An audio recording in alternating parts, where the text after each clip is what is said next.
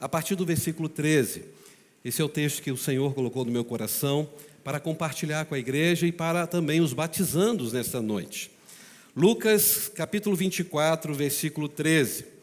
Assim que terminar o culto, depois da ceia, eu quero pedir a todos que foram aceitos, inclusive aqueles que se batizaram, a estar ali à porta comigo para receber um abraço de toda a igreja. Então não se esqueça, quando terminar tudo, nós vamos estar aí juntinhos e vamos ficar ali para receber esse abraço da igreja. Lucas, o médico amado, capítulo 24, verso 13. Assim nos ensina a palavra do Senhor. Naquele mesmo dia, 2 deles estavam indo para um povoado chamado Emaús, a 11 quilômetros de Jerusalém. No caminho conversavam a respeito de tudo o que havia acontecido. E enquanto conversavam e discutiam, o próprio Jesus se aproximou e começou a caminhar com eles. Mas os olhos deles foram impedidos de reconhecê-lo. Pai, aqui nós estamos diante da Tua santa palavra. Palavra essa que é lâmpada para os nossos pés, que é luz para os nossos caminhos. Obrigado a Deus porque a Tua palavra lida, a Tua palavra explicada, é o Senhor falando de uma forma muito especial aos nossos corações.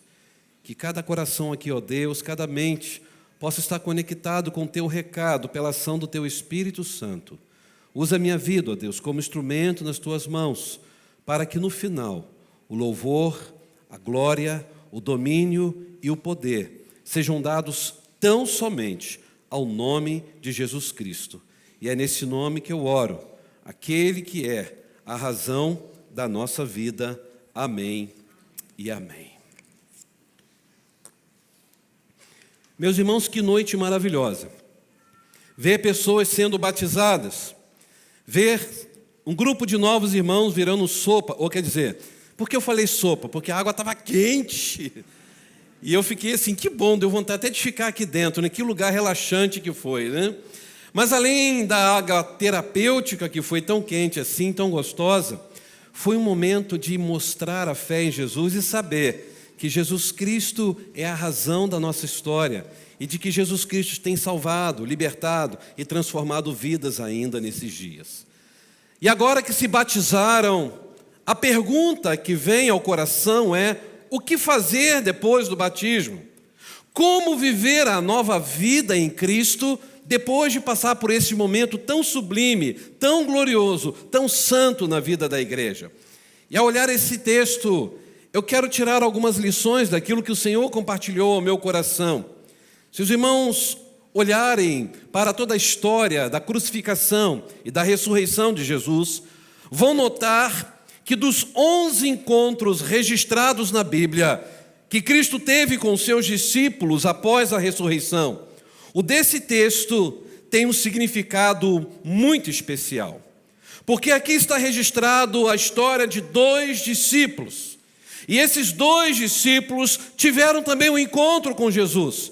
Esses 2 discípulos confessaram Jesus como Salvador de suas vidas. Mas neste exato momento, eles estavam caminhando em direção a Emaús numa situação muito difícil. E é interessante que quem preparou a água do batismo deve ter pensado em Emaús também, porque Emaús significa lugares de águas quentes, águas terapêuticas, águas para trazer relaxamento.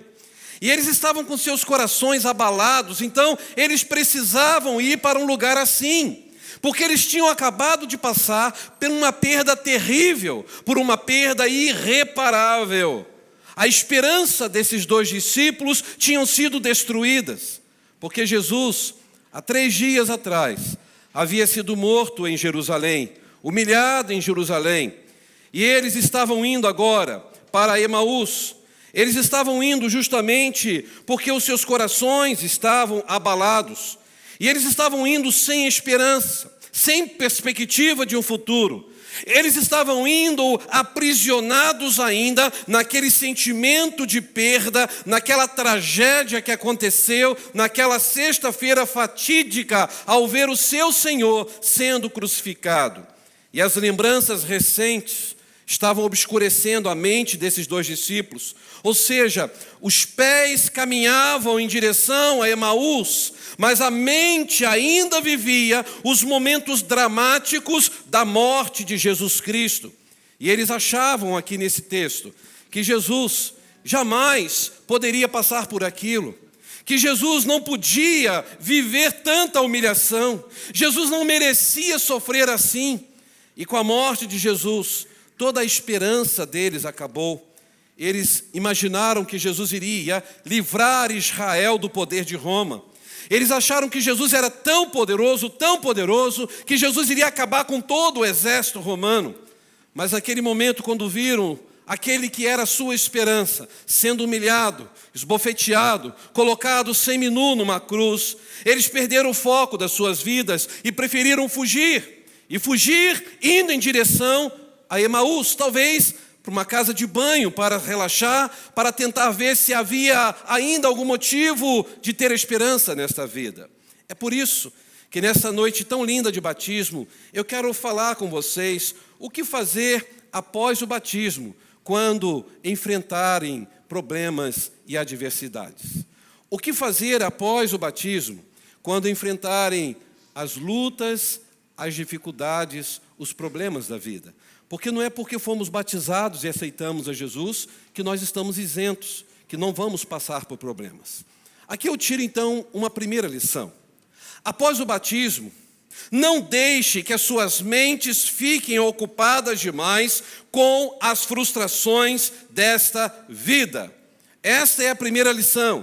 Frustrações virão, frustrações irão embora, mas a nossa mente não pode ficar calcificada diante dessas decepções que nós talvez estejamos passando ou iremos passar. Vejam o versículo 13 que diz o seguinte, que naquele dia, 2 deles estavam indo por um povoado chamado Emaús, cerca de 11 a 12 quilômetros de Jerusalém.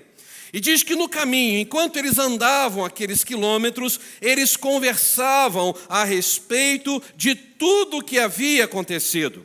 E diz que enquanto conversavam e discutiam, o próprio Jesus se aproximou e começou a caminhar com eles. Mas agora veja o verso 16. Eles repararam que Jesus estava ali, cheio de poder, ressurreto ao lado deles? Não, por quê? Os olhos deles foram impedidos de reconhecê-lo. Porque os olhos deles estavam presos ainda na tragédia, na tristeza, na adversidade, no problema, na frustração.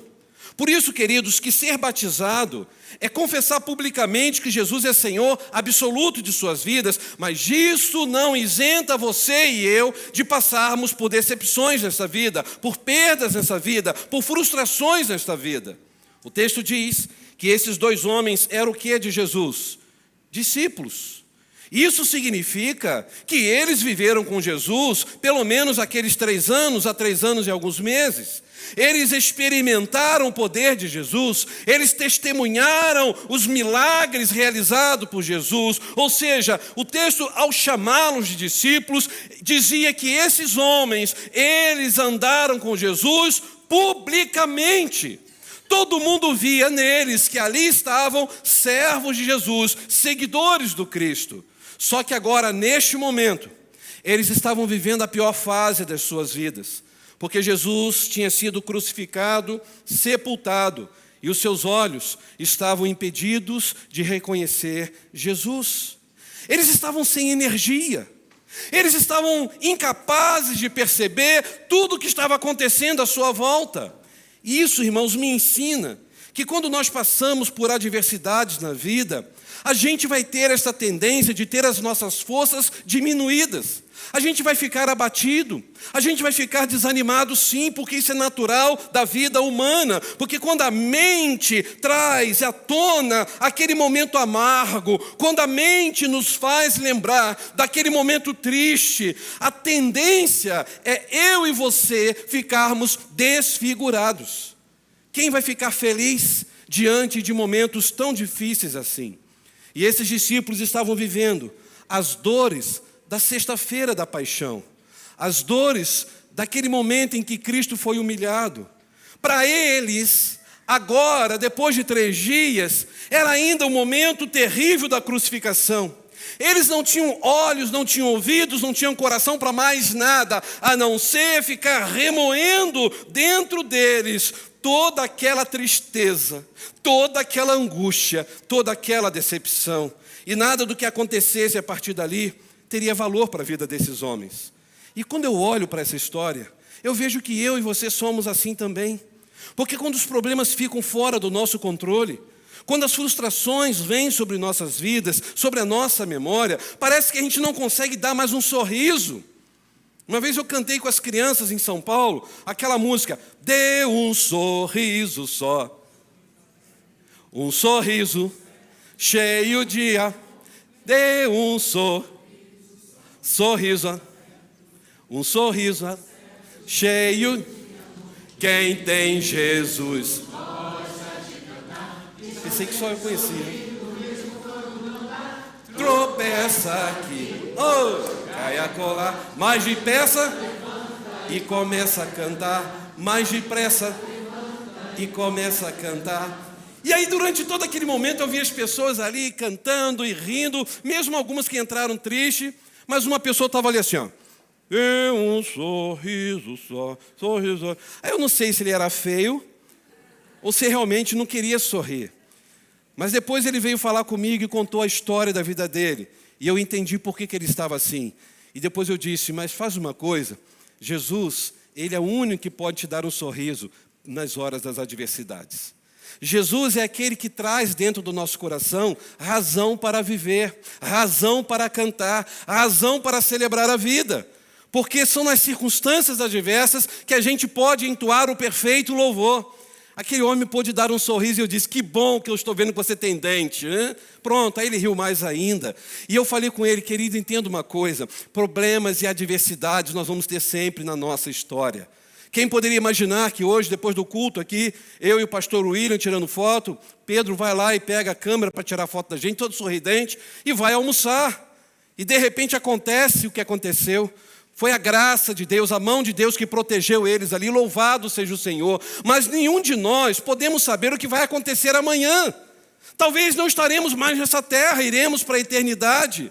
Mas a razão da nossa alegria, irmãos, não são as circunstâncias. A razão da nossa alegria é Jesus Cristo, o Senhor da glória. Por isso que a nossa alegria é ultra circunstancial. Meus irmãos, a gente às vezes vive uma vida que a gente só consegue entender a linguagem da dor. Muitas vezes, depois de batizado, ao passar por frustrações, parece que os nossos olhos começam a ficar obscurecidos, não conseguimos mais ver nada que Deus está fazendo em nossas vidas. E talvez você hoje já foi batizado, está aqui na igreja, e você está vivendo a pior fase da sua história, e você não consegue ver outra coisa a não ser o sofrimento que você está passando. Eu quero dizer a você, em nome de Jesus, não permita que as adversidades da vida tire o seu olhar de Jesus, porque a tua dor pode estar te incomodando, mas Jesus está sempre do seu lado, e talvez a adversidade está obscurecendo o seu olhar, e você não está vendo que o tempo todo Jesus esteve cuidando da sua vida. Ele continuará cuidando até quando aquele grande dia estaremos com Ele para sempre no céu. Não seja vencido pelas adversidades, creia. Assim como Jesus estava do lado daqueles discípulos, Jesus andará conosco todos os dias, até a consumação dos séculos. Mas, meus irmãos, o que é incrível é que quando Jesus se aproximou, Jesus inicia com esses homens uma conversa. Jesus viu que eles estavam arrebentados. Jesus viu que eles estavam frustrados. Jesus viu que eles estavam agora dialogando sobre algo muito triste, muito decepcionante. Sabe por quê? Veja o verso 17 comigo, porque ele vai e pergunta, e aí, sobre o que vocês estão discutindo? Alguém tem outra expressão além da palavra discutindo? Conversando. Conversar e discutir parecem duas coisas bem diferentes, não é mesmo? Quando alguém discute futebol, não é assim? É um querendo falar mais alto que o outro, né? Então, na verdade, o que é interessante aqui, que a palavra grega para discutir é a palavra antibalete, que significa falar de algo preocupante, falar de algo que traz ansiedade. Então, Jesus falou: o que está trazendo ansiedade? O que está fazendo vocês falar sobre algo que está levando vocês a uma grande preocupação? E aí diz que enquanto eles faziam isso, caminharam. E de repente, qual foi a reação desses dois homens quando Jesus perguntou, falando a palavra discutindo, que é a ideia de você falar de algo que preocupa demais? Diz que eles ficaram com que tipo de semblante? Rostos entristecidos. Você consegue imaginar quando acaba o culto, né? A pessoa, é claro, é crente em Jesus, não está com o celular agora vendo o resultado de jogo, né, galera? Tem ninguém aí usando o celular, né? Nem jogando joguinho.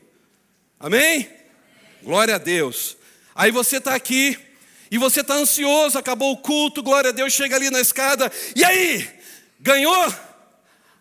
Aí a pessoa olha assim. Você nem precisa falar o resultado, já sei que perdemos, né? Aí quando a pessoa fala, e aí, ganhou? Aí você já sabe, você nem quer saber o resultado. Você já viu que a reação daquela pessoa é o quê? Vitória. Imagine você chegar para a pessoa, ei, querido, só vitória. Como que você está? Graça e paz. Graça e paz, querido. Você já sabe, eita, tem coisa errada acontecendo. Jesus olha para ele, o que está preocupando vocês? O que está fazendo vocês conversarem tanto tempo aqui com esse rosto assim? E diz o texto, que eles olham para Jesus com o rosto entristecido. Isso revela, irmãos, que era nítido a tristeza da alma desses homens. E o autor sagrado deixou claro aqui na língua grega que aqui está um toque de agonia mental, registrado nesse versículo, algo próprio da natureza humana quando passa por adversidade, por frustração. E Jesus, ressurreto, cheio de poder, viu que eles estavam preocupados. E o texto diz que o olhar deles era entristecido. A reação deles à pergunta de Jesus era uma reação de pessoas frustradas, pessoas mal-humoradas. E é interessante, irmãos, que quando a gente conhece bem uma pessoa, a gente tem intimidade com ela, só de você olhar para aquela pessoa, você sabe que ela não está bem. Ela pode estar sorrindo de orelha a orelha. Que você fala, ei, como estão as coisas? Está bem. Mas você olha dentro dos olhos dela e fala, você não está bem. Como você sabe? Eu estou vendo nos seus olhos, eu te conheço. Aí a pessoa desabe e começa a chorar. Você já passou por momentos assim? Eu não vou falar igual o pastor William, não olha para o seu lado, que tem alguém assim, pergunta. É uma pergunta que eu não quero fazer, né? Mas se você tem alguém que você ama e tem intimidade, está perto de você, você consegue olhar dentro dos olhos dessa pessoa que você tem intimidade? A minha esposa, quando ela olha para mim aqui na igreja, ela sabe que eu estou bem ou não estou bem. Eu posso estar feliz aqui na frente, mas só de ela olhar para mim, depois ela chega em casa, meu bem, você não estava bem hoje, o que aconteceu? E eu falo assim, como que você sabe disso? Eu senti no seu semblante, eu te conheço há 32 anos. Você conhece aquela pessoa, e o semblante dela revela que ela não está nada bem. Vejo que esses discípulos mostraram claramente, nós não estamos bem, nós estamos arrebentados por dentro. Eles estavam caminhando, só que caminhando sem destino. Vamos para a terra de Emaús e vamos ver o que vai dar daqui para frente. Eram dois discípulos que estavam vivendo expectativas frustradas, porque o seu melhor amigo, a sua única esperança, tinha sido crucificado, ele foi morto e ele foi sepultado. E meus irmãos, não é fácil caminhar, não é fácil você olhar para cima e esperar que dias melhores virão, se as decepções, se os esgotamentos estão sempre presentes na nossa vida. Não é fácil. Não é fácil você levantar o rosto com alegria, se você passa semana após semana com tristezas, decepções, mágoas e perdas. Não é fácil, reconhecemos isso. Não é fácil seguir em frente quando o nosso passado de fracasso, de derrotas, tem incomodado o nosso coração no presente. Realmente não é fácil. Só que algo precisa ser feito para sair dessa situação. Porque a gente não pode ficar sendo arrastado. A gente não pode ficar presos pelas lutas que nós vivemos ou estamos vivendo. E muitas vezes, após o batismo, por estarmos tão ocupados com os nossos problemas, a gente não consegue enxergar que Deus em Cristo Jesus está trabalhando o tempo todo para aqueles que nele esperam. E aí, meus irmãos, muitas vezes nós não temos alegria porque o nosso foco está somente nas perdas, o nosso foco só está naquela confusão familiar, o nosso foco só está naquela notícia que abalou a nossa fé. Eu digo a todos, pela autoridade do nome do Senhor, Jesus tem todo o poder para tirar essas vendas dos seus olhos, para que você possa ver o brilho da majestade e da glória dele sendo derramado sobre a sua vida, hoje e para sempre. Ele tem esse poder. E aí, não permita que a sua vida cristã fique presa naquilo que causou dor no seu coração.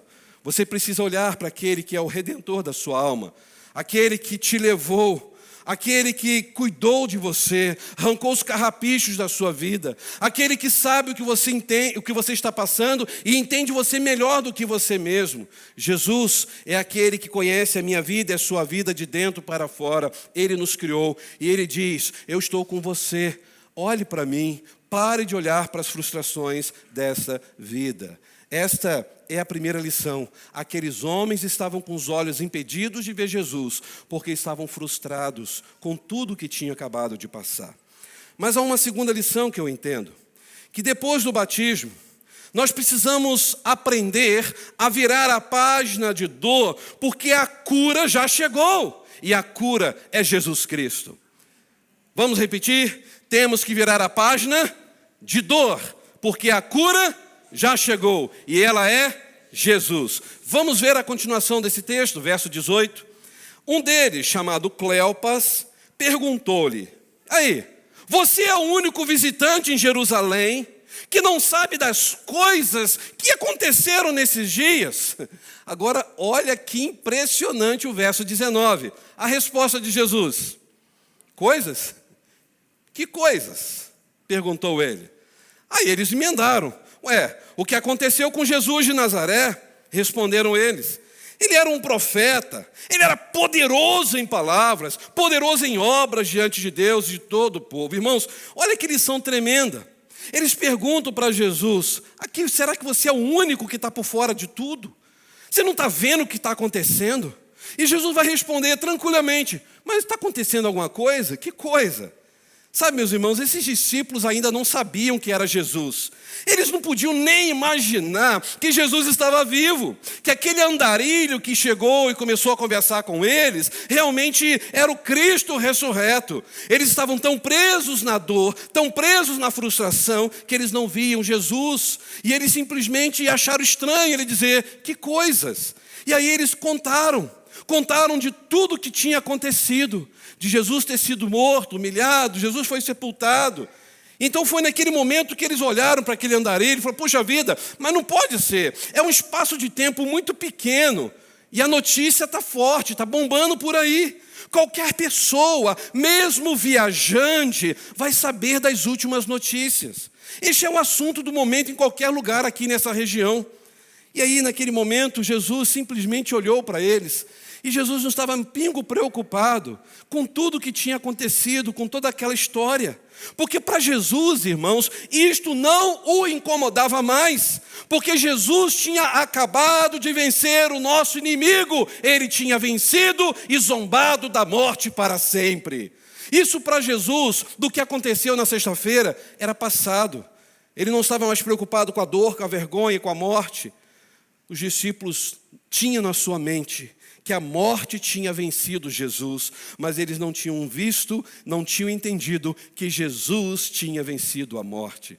Para eles estavam ainda lá decepcionados, frustrados, machucados na sexta-feira da paixão. Eles só sabiam falar do assunto dor. Você conhece pessoas que só sabem falar coisas negativas? Você não tem um encontro com essa pessoa que ela fala uma coisa boa. Eu tinha um irmão que quando eu chegava perto dele em São Paulo, falava: meu querido, qual é a nova? Nova não, pastor, tudo a mesma coisa. O dia está difícil, a situação está ruim, política cada vez mais piorando, e aí a minha família não está legal, meu casamento não está bem. E eu disse para ele: tem alguma coisa boa nessa história? Ah, pastor, é a nossa fé em Jesus, né? Fazer o quê, né? Falei: mas que fé é essa? Falei: meu querido, Eu já estou aqui há tantos anos, não tem um dia sequer que eu vejo você falando diferente. Mas o senhor quer que eu fale como? Você tem que falar assim: a situação está difícil, está doendo o coração, eu não estou conseguindo resolver os problemas, mas eu falo como disse Jó: eu sei que o meu Redentor está vivo. E se Ele está vivo, eu posso sofrer, Ele está comigo e eu vou vencer todas essas adversidades. Ô pastor, o senhor fala assim, o senhor é pastor, né? O senhor é bom nas palavras. Não, fale assim, cheio da autoridade do Espírito Santo. Porque quanto mais você fala coisas ruins, mais elas vão chegar na sua vida e te jogar para o chão. Jesus te criou para triunfar. Jesus te criou para você ser mais do que vencedor. Então entenda isso, a situação é difícil, você está sendo realista. Mas pare de ficar preso naquilo que você ficou decepcionado. Pare de ficar preso naquela decepção que você teve. Esse era o assunto que eles sabiam falar, nada mais do que isso. Vocês conseguem imaginar 2 discípulos caminhando cerca de 11 a 12 quilômetros? É um bom pedaço, não é mesmo? Só estavam conversando sobre o quê? A morte de Jesus. Não sabiam falar de outra coisa, porque estavam acorrentados à perda, à dor, acorrentados à desilusão. De modo, irmãos, que eles não puderam ver solução para as suas vidas. E o próprio Cristo, a própria solução estava ali, eles não conseguiram ver. Quando nós estamos amarrados à dor, a gente não consegue experimentar o que é ter a cura desta dor. Se Jesus prometeu estar conosco, irmãos, uma coisa é certa: Ele nunca nos abandonará. Ele é a nossa cura, Ele é o Emanuel, Ele é o Deus conosco. A gente às vezes só fala o que é negativo, só fala o que nos machucou, só fala daquilo que nos chateou. A gente não vê nada de bom acontecendo.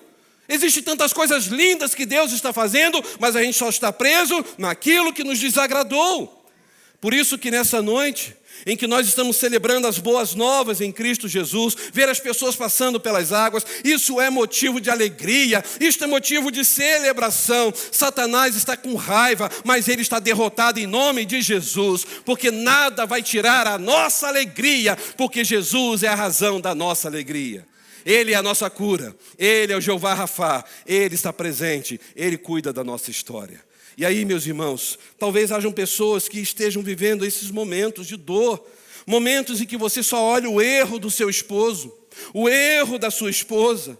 Você não tem nada positivo para falar do seu marido, ou da sua esposa, ou dos seus filhos, ou dos seus pais. Será que na sua vida é só negativo que vem na sua mente? Pense naquilo de bom também que aconteceu. Meus irmãos, nossos olhos não podem ficar parados em coisas ruins. Se Jesus é a razão da nossa vida, Jesus mudou o nosso viver, Jesus transformou a nossa história, Jesus fez nova todas as coisas para sempre. E se Ele fez nova todas as coisas, por que vivemos nas velhas coisas? Nós temos que entender, irmãos, o que diz o texto. Jesus só perguntou o que perguntou, porque Jesus não ficou preso nas feridas do passado. Quem melhor do que Jesus não poderia falar: é verdade, eu sei que vocês estão falando que eu sou Jesus, eu sofri. É claro que eu ressuscitei, né, gente? Mas eu sofri. Gente, Jesus não deu a mínima porque tinha acontecido, porque Ele sabia que Ele era vencedor, Ele era poderoso, e tudo que tinha acontecido já tinha caído por terra. Ele estava ali, mas os seus discípulos estavam lá na sexta-feira. Meus irmãos, Jesus melhor do que ninguém sabia o que era ser esbofeteado, cuspido, humilhado, ter a sua carne rasgada, ser açoitado, crucificado, abandonado pelos seus amigos no momento mais difícil da sua vida, traído por um deles, negado também. Se fosse eu e você no lugar de Jesus, a gente ia ficar com o coração com muito rancor e tristeza e dizer para aquelas pessoas: vocês são ingratos, olha quanta coisa eu fiz para você. Talvez hoje você esteja triste porque você ajudou tanto uma pessoa e essa pessoa virou as costas para você agora, no momento que você mais precisava dela. Para de ficar dependendo do apoio de seres humanos. Não fique dependendo do que os seres humanos podem fazer com você. Dependa de Jesus. Ele sim, nunca nos decepcionará. Ele cuidará da nossa vida. Jesus estava ali andando com eles. E Jesus então poderia ter se revelado aqui: gente, sou eu cheguei, eu sou Jesus. Não, Jesus foi trabalhando no coração deles. E quando Jesus falou que coisas estão acontecendo, Ele estava dizendo: peraí, vocês ainda estão presos a esse sentimento de derrota. Vocês ainda estão presos a esse sentimento de vergonha? Acordem! Isso não pode mais fazer parte da vida de vocês. Irmãos, era isso que eles ainda não estavam enxergando. Por isso que eles não viram Jesus, só sabiam falar de coisas ruins. Se você é alguém que ama falar só de coisas ruins, pare com isso em nome de Jesus. Seja portador, seja portadora das boas novas de salvação. Você já viu o que acontece quando você chega no serviço de manhã? Sabe quem está com câncer? Quem? Sabe quem foi curado do câncer? Que legal. Que benção, né? Sabe quem está se separando? Me conta. Quem está se separando? É fulano de tal. Mentira! Aquilo parece que enche o coração. Não é assim? Parece que as pessoas gostam de ouvir notícias ruins. Se você chegar de manhã, sabe quem aceitou a Jesus ontem? Que legal, tomara que tenha aceitado a Jesus mesmo, né? Que aquilo ali é falso.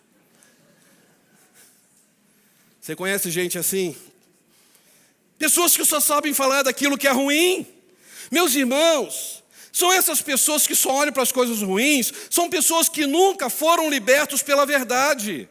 Eu e você temos que ser portadores das coisas boas. Nós temos que dizer para as pessoas que Jesus Cristo nunca falhará, que Jesus Cristo é a razão da nossa vida, que Jesus Cristo está no comando absoluto das nossas vidas. Irmãos, e podemos dizer, a situação está difícil, mas o que está acontecendo? Olha quanta coisa ruim. O meu Senhor está no controle do meu barco, e se Ele é o comandante do meu barco, eu não temerei mal algum. É só isso que precisamos fazer. Jesus estava afirmando que as dificuldades da vida não podiam pesar mais sobre a vida dos seus discípulos, porque tudo que ele fez naquela cruz era para trazer liberdade e esperança. Meus irmãos, quando nós estamos agora experimentando o que é ver novos irmãos e irmãs passando pelas águas, são novas criaturas, é porque eles estão testemunhando que Jesus abriu para eles também um novo e vivo caminho e ajudando agora, a partir de hoje, a romper com as impossibilidades. É isso que Jesus faz conosco. O nosso coração deve entender que quando somos de Jesus, nunca mais estaremos sozinhos nessa caminhada. Mesmo que estejamos em desvantagem, mesmo que a derrota seja inevitável, ainda que o mundo esteja vencendo a nossa capacidade de crer, de esperar, de confiar, saibamos de uma coisa, que o que está em jogo não é a nossa sobrevivência nesta terra. O que está em jogo é a nossa fidelidade a Jesus diante da sua palavra, diante das adversidades dessa vida. É por causa da palavra de Jesus que eu e você temos vitória garantida. É pela palavra de Deus que nós encontramos a alegria certa. É pela palavra que nós encontramos cura, verdadeira paz, que é de dentro para fora. É pela palavra que nós encontramos que a cura já chegou, que a página de dor tem que ser virada. Aqueles discípulos não podiam imaginar que a cura deles estava ali o tempo todo do lado deles. Talvez hajam pessoas aqui nessa noite que ainda não tenham percebido que esse mesmo Jesus que estava ali é o mesmo que está aqui agora neste lugar. Porque Jesus está aqui agora entre nós e em nós. Você crê nisso? Ele pode andar comigo e com você. Por isso, vamos falar das grandezas desse Jesus maravilhoso. Vamos falar mais da cura que é Cristo, do que das adversidades, do que das coisas que Satanás tem colocado na nossa vida. Tudo que Satanás colocar vai cair por terra, porque maior é aquele que está sobre nossas vidas do que aquele que quer dominar este mundo. Jesus é vitorioso para sempre. Vamos falar juntos? Jesus é vitorioso para sempre. Louvado seja o nome de Jesus. A última lição, após o batismo, nunca se esqueçam de quem Jesus é. Pastor, mas eu sei quem Ele é. Vamos chegar lá. Veja o que diz o verso 31, vamos ler? Então, os olhos deles foram abertos e o reconheceram. E ele desapareceu da vista dele. Irmãos, sabe o que estava acontecendo com esses dois discípulos? O mesmo que acontece quando nós perdemos o foco de Jesus. Porque eu e você também temos a mesma tendência.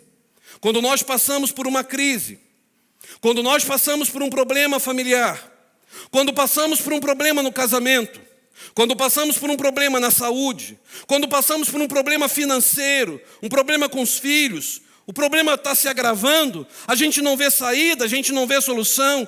Nessas horas, a sensação que a gente tem é que Jesus fez igualzinho fez com os discípulos. Puf, desapareceu. Parece-me que Deus, nesses momentos, simplesmente se transformou em alguém indiferente. Um Deus que acabou ficando silencioso. Um Deus que se tornou distante. Um Deus que, quem sabe, está ocupado demais para nos atender. Tem muita gente achando isso. Eu acho que Deus tem muita coisa para fazer. Tem muita gente mais importante do que eu. Por isso que Ele não responde a minha oração. Irmãos, isto é uma censura a Deus. Tem muita gente censurando Deus. É a mesma coisa de dizer para Deus: Deus, o Senhor não vai fazer nada. Deus, o Senhor não vai me socorrer. Deus, o Senhor não está vendo a crise que eu estou vivendo. O Senhor não está vendo como a minha família está. O Senhor não está vendo o problema como está se agigantando. O Senhor não vai me ajudar, Senhor. Eu estou clamando, eu estou orando, eu estou jejuando e nada do Senhor aparecer. Quantas vezes você já fez esse tipo de oração? Seja sincero. E Deus não respondeu e você ficou frustrado. E você não entendeu que às vezes Deus fica em silêncio para nos ensinar a confiar nele. E ele diz: eu posso estar em silêncio, mas eu nunca fiquei parado, trabalhando para te abençoar. É você que não está conectado comigo. Você só me busca para receber alguma coisa, não para ter intimidade comigo. Aqueles 2 discípulos passaram 3 anos com Jesus só tendo milagre, só recebendo bênçãos. Eles simplesmente viveram o melhor de Deus na terra durante aqueles 3 anos. Agora, eles estavam vivendo momentos difíceis. Eles estavam aceitando o fato: Jesus nunca mais vai aparecer. Jesus está morto, Jesus está sepultado, ponto final. Eles não sabiam quem era Jesus. A gente tem essa mania de falar: eu conheço Jesus, eu creio em Jesus. Você vem à igreja, você participa dos cultos, você lê a Bíblia. Mas na hora da adversidade parece que você não crê em Jesus, porque as atitudes têm sido justamente essa. Cadê Jesus? Ele sumiu. Eu não estou vendo Jesus do meu lado. Meus irmãos, eles estavam assim, inconformados. Eles não acreditavam que coisas boas pudessem acontecer. Na mente deles, jamais Jesus iria aparecer de novo. Porque eles tinham convicção de que falaram para eles, porque eles fugiram, de que os soldados furaram o lado de Jesus. Aquela lança perfurou o pulmão, talvez o coração, e ali estourou, saiu água misturada com sangue. Eles sabiam que Jesus realmente estava morto, estava sepultado. Ou seja, eles puderam constatar, todos testemunharam, que as pessoas que zombaram de Jesus mataram Jesus de fato. Só que havia um problema. Eles não se lembraram de que Jesus tinha advertido lá em Mateus 12:40, de que era necessário que o Filho do Homem fosse entregue, fosse morto e ao 3º dia ressuscitasse. Isso tinha sido deletado da cabeça deles. E nesse momento, Jesus seria a última pessoa que eles poderiam imaginar que estaria ali do lado deles. Eles não esperavam ver Jesus. Você tem uma expectativa de que Jesus está aí com você agora? Você crê que Ele está com você? Que Ele está agora segurando a sua mão e dizendo: não temas, eu sou contigo? Ou você acha: pastor, acho que isso aí é apenas uma coisa muito romântica da espiritualidade cristã? Eu tenho certeza, Jesus está aqui. Ele cuida da minha vida e da sua vida. Esses homens estavam sendo incrédulos, e nós somos assim também. Caminhamos um tempão a vida cristã, falamos de um cristianismo que não tem resultados, não acreditamos mais em milagres. Um cristianismo onde pessoas estão se ferindo com palavras. Um cristianismo onde as pessoas estão pecando e acham que está tudo bem. Um cristianismo onde as pessoas estão aprisionadas a um vício e acham que não tem nada demais este vício. E assim passam a vida cristã sem enxergar o mais importante, Jesus Cristo. Apenas tem um título de cristão. O que nós temos que entender agora, que depois de que batizamos, depois que nós tivemos uma experiência com Cristo, nós temos que compreender quem nós somos e quem Jesus é. Nunca duvidemos, irmãos, de que Jesus é aquele que desde a eternidade Ele estava junto com o Pai, com o Espírito Santo, e foi lá na eternidade que eles traçaram este plano maravilhoso de salvação. Nunca nos esqueçamos de que Jesus é o Deus da glória que se fez carne. Jesus é o Criador do universo. Jesus é aquele que foi prometido lá no Éden, que da semente da mulher iria esmagar a cabeça da serpente, e ele esmagou. Nunca nos esqueçamos que Jesus é aquele de quem os profetas anunciaram que seria o centro das Escrituras, e ele é o centro das Escrituras. Jesus é aquele que veio para dar vista aos cegos, libertação aos cativos, é aquele que ressuscitou dentre os mortos, é aquele que humilhou a morte e hoje intercede por nós e está sentado à direita de Deus com todo o poder no céu e na terra. Jesus é aquele que tem toda a honra, domínio e poder pelos séculos dos séculos, aleluia! Jesus é aquele que vai vir buscar a sua igreja para viver com ele para sempre nos céus. Esse é Jesus, o grande, soberano, poderoso Deus da glória. Será que você consegue entender quem é Jesus? Então, se você ainda não entende Jesus, diga: Jesus, abra os olhos do meu coração.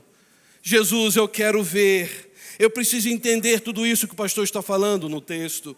Meus irmãos, é o Espírito Santo que vai te ajudar a ter essas escamas retiradas do seu coração e da sua mente, assim como agiu na vida desses discípulos. Diz o texto que logo depois de abrir os olhos dos seus discípulos, eles viram Jesus ali com eles, partindo o pão. Eles acordaram e disseram: Jesus está vivo! Cadê ele? Jesus desapareceu. E aqui surge uma pergunta que eu já fiz à igreja uma vez: por que Jesus desapareceu? Se era o melhor momento na vida daqueles dois discípulos, foi um momento de um bálsamo sobre o coração deles, estavam frustrados, sem direção, abatidos, de repente, é Jesus, é minha cura, vamos festejar. E Jesus de repente some, desaparece. Por que Jesus fez isso? Você já perguntou isso alguma vez? Sabe por quê?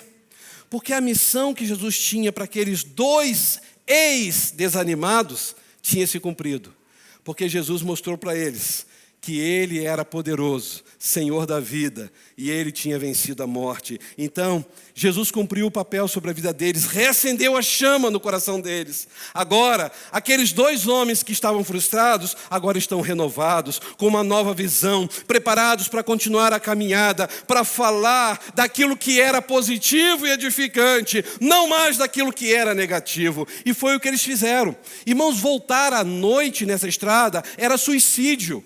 Ninguém viajava à noite nessas estradas, porque tinha muitos assaltos e poderia ser assassinado. Diz o texto que imediatamente eles voltaram. E voltaram para fazer o quê? Para encontrar com os outros discípulos que estavam como? Sofrendo. Eles falaram: a gente não pode ficar com isso só para a gente. Jesus estava com a gente o tempo todo, ele está vivo, vamos lá falar para os discípulos. Olha o verso 32, vamos ler. Perguntaram-se uns aos outros: não estava queimando o nosso coração, enquanto ele nos falava no caminho, nos expunha as Escrituras? E levantaram-se e voltaram imediatamente. Para onde? Jerusalém. E quando chegaram lá, quem que eles encontram lá? Os 11 que estavam com eles reunidos.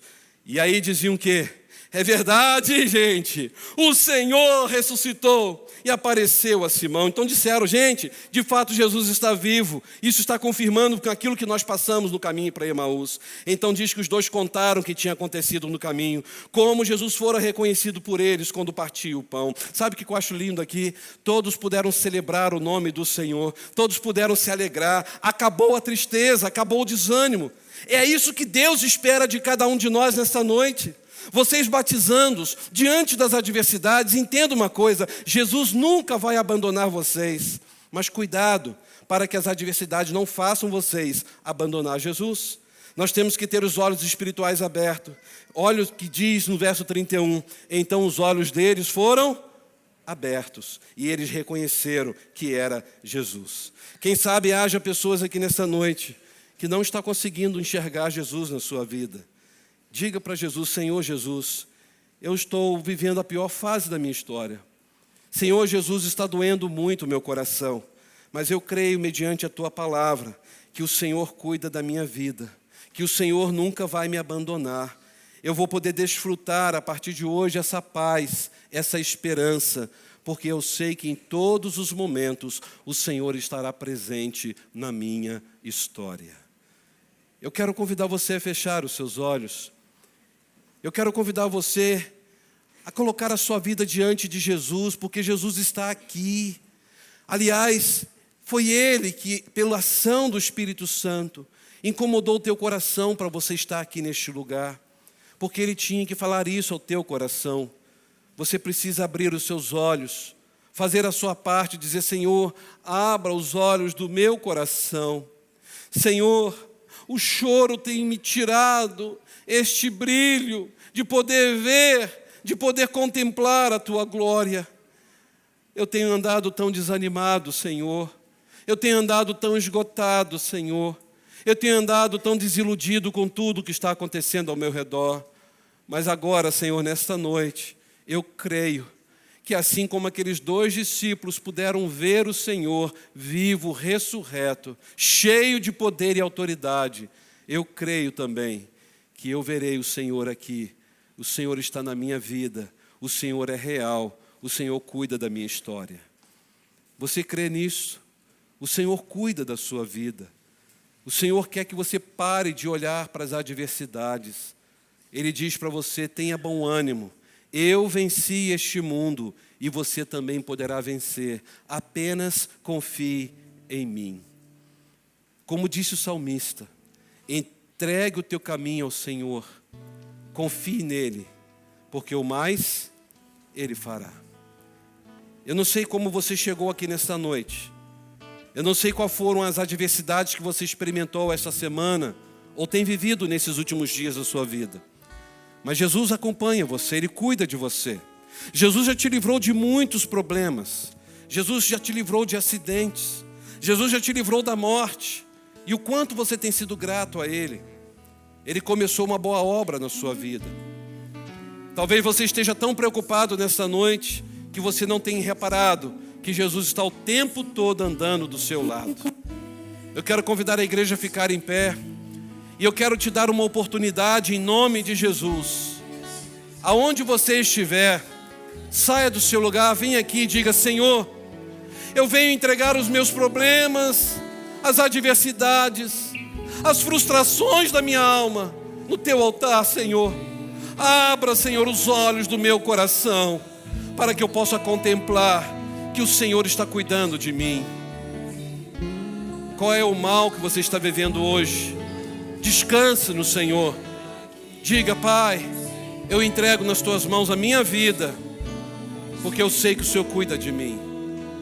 Então você pode sair do seu lugar e venha e diga: confiarei. A minha esperança, Senhor, está em Ti.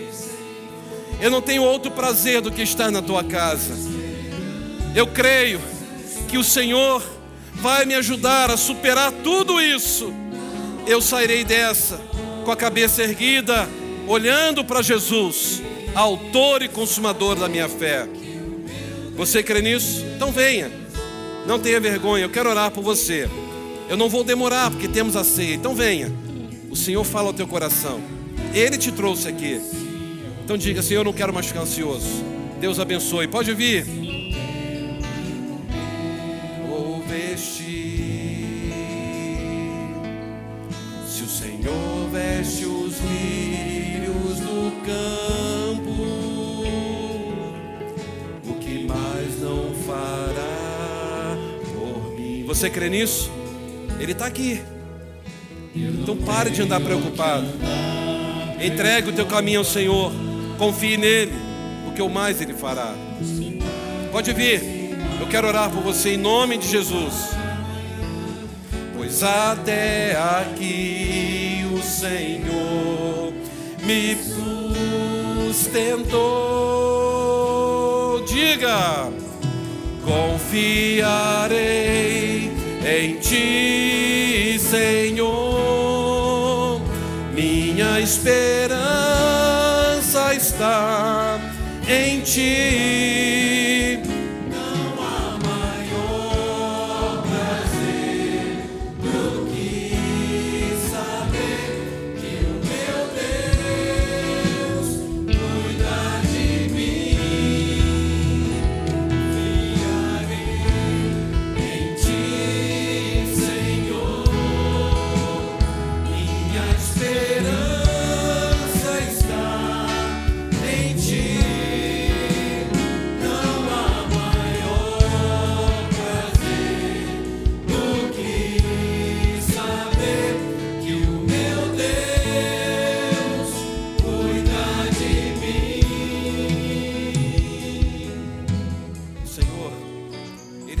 neste lugar, Ele diz a você: entregue nas minhas mãos tudo que você está sentindo. Eu cuido de você.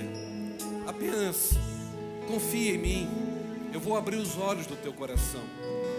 Todas as coisas que acontecer na sua vida serão para o teu bem. Talvez você esteja afastado do Evangelho, e o Senhor te trouxe aqui nessa noite, porque se você perder a sua vida hoje, aonde você passará a eternidade? Então venha e diga: Senhor, eu entrego minha vida a Ti. Eu também quero ser batizado. Eu também quero experimentar o novo do Senhor, uma nova vida, uma nova experiência, porque eu sei quem é Jesus. Eu confio em Ti, Senhor. Se Deus fala ao teu coração, vem aqui agora. Eu vou encerrar nesse momento, mas eu preciso orar por você e colocar sua vida diante do Senhor. O Senhor conhece tudo que você está passando, então venha, em nome de Jesus. Pai, como é bom saber que o Senhor cuida de cada detalhe da nossa vida. Como é bom saber, ó Deus, que o Senhor está desenhando de forma artesanal a nossa história. Como é bom saber, ó Deus, que o Senhor nos perdoou dos nossos pecados. Como é bom saber que pelo sangue de Jesus nós temos livre acesso ao Pai. Obrigado, Jesus, por teu grande amor. Obrigado, Jesus, porque o Senhor pôde dar visão àqueles 2 discípulos, e nesta noite também nos dá a visão. Ó Deus, ajuda-nos a entender que a página da dor pode ser virada assim, porque a cura é o Senhor Jesus Cristo. Ajuda-nos a entender, Senhor, que a gente precisa de uma vez para sempre parar de ficar vidrado nas frustrações desta vida. Ajuda-nos, ó Deus, a entender quem de fato é Jesus. Queremos, ó Deus, viver isso na nossa história e poder dizer em alto e bom som: Jesus é o nosso general, é o autor e consumador da nossa fé. Obrigado, Senhor, porque podemos sair daqui com essa esperança de que o Senhor estará conosco todos os dias até a consumação dos séculos. Louvado seja o teu nome. Eu entrego essas vidas aqui no teu altar, Senhor. Vidas tão preciosas, vidas em que o Senhor derramou cada gota de sangue por elas. Vidas, ó Deus, pelas quais o Senhor há de fazer algo novo, algo tremendo, para que o teu nome seja engrandecido pela instrumentalidade dessas vidas. Eu faço esta oração, agradecido em nome de Cristo Jesus, o Senhor absoluto da nossa vida, a razão da nossa existência. Amém e amém. Você pode dar um abraço em 2 pessoas que você ainda não abraçou. Louve. Senhor, minha esperança está em Ti. Não há maior prazer do que saber que o meu Deus cuida de mim.